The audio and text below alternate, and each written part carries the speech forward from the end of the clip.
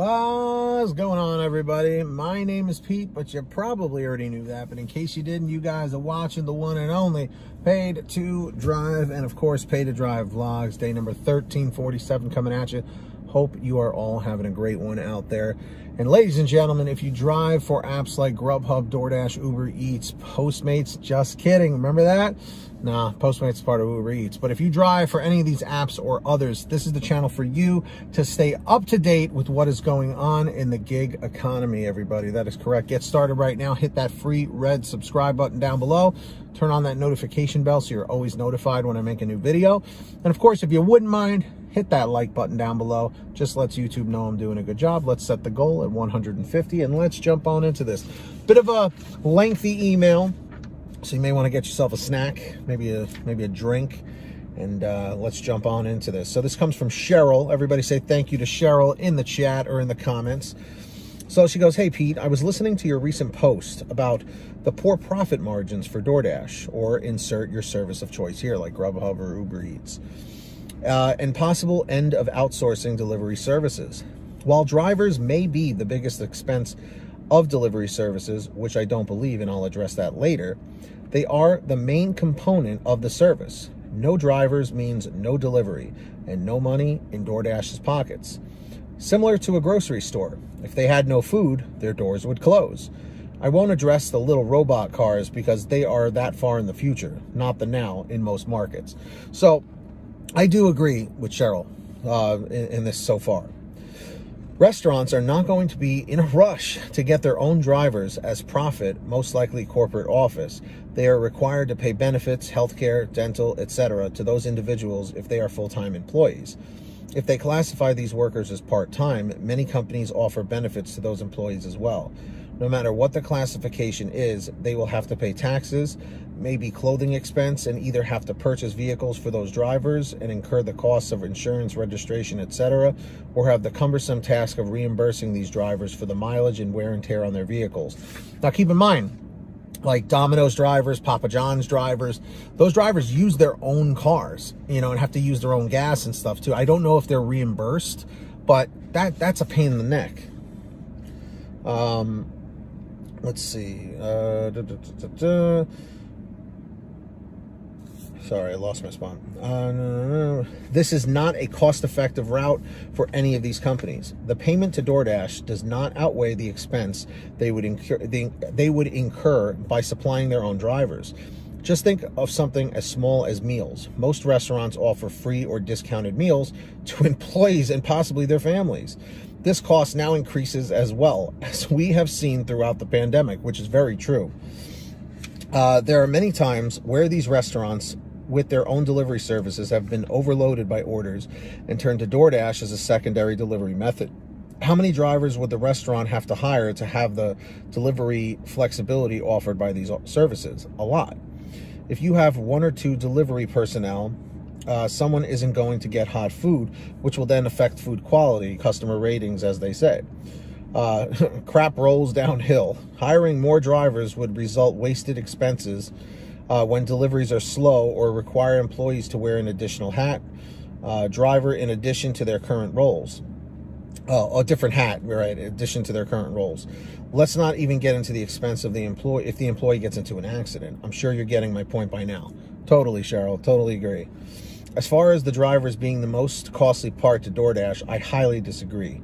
Their first expense should be IT, which I totally agree with. Because remember when DoorDash just decides to go down and everyone loses money and loses their minds? Stuff like that, like, I know things happen, no one's perfect, but stuff like that, like, shouldn't be happening that many times, This would include employees to program the systems and the hardware and software. If IT is not the most costly component of the business, they are doing it wrong. I mean, hell, maybe they are doing it wrong, but I would have to get a better look at their operations. I know my app glitches several times during a dash. I think the article was extremely short-sighted and didn't take into consideration all the expenses incurred by the restaurants and how expanding into delivery would affect them. Delivery services aren't going anywhere in the near future. I think of mom and pop shops trying to reach a broader customer base, popular restaurants from which you love the food but can't get a table for hours. DoorDash offers flexibility that restaurants have never had. I love your videos. Thank you for keeping us all informed and inspiring great conversations. Cheryl. So, Cheryl, thank you first and foremost for writing such a lengthy message like that. Yeah, I agree with you. I don't think that restaurants are going to want to hire their own drivers.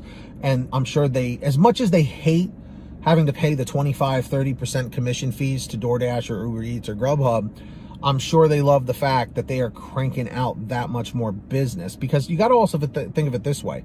Now that mask mandates have been basically taken away almost completely and you can go into restaurants now, you know, I think of it this way. What if you were a customer on DoorDash during the pandemic, right? Of a new restaurant. You're like, oh my God, I love this food.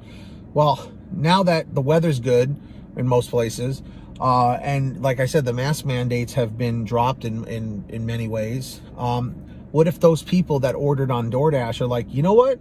Now that we can go to restaurants, let's go to the restaurant. So now the restaurant has new customers that were old customers just from ordering takeout. But now they're physically showing up and spending their money there. So now these restaurants are going and getting the business like they were before all the apps ever existed and before the pandemic existed, you know? So there is a positive side to that. As far as these companies going away anytime soon, it's hard to say. I'm going to say no, but anything is possible. You know, some companies can just go belly up out of nowhere. So we'll see what happens. But I think for now we're good. I don't think we have to be too concerned or worried. So if you guys ever want to send me anything like Cheryl did, send me an email at paytodrivestories@gmail.com. And if you want to send me another faster message, you can contact me through Patreon. Link is in the description or in the pinned top comment at patreon.com/paytodrive.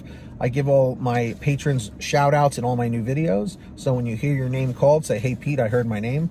We got Samantha Michaels, Brian Pomeroy, Heidi Barnes, Joe Valerio, Kurt Paul, Lee Peacock, Tulsa Todd, William Boudreau, newcomer Laura Love, Agus, Alan G. Van Horn, Drew Hanor, Fernando Carranza, Frank Haviland, Fresh One, Jason Casta, Justin Case, Lulu Laura, Natalie Mosley, Sarah Keston, Scott Freisner, Sherry Cassidy, Stephen Neely, Brian Richardson, Jenny Thomas, John Bonacci, Matt Epperson, Nick G, Stacy Miller, Terrence Pacheco, and Valerie Brown. That's right, everybody.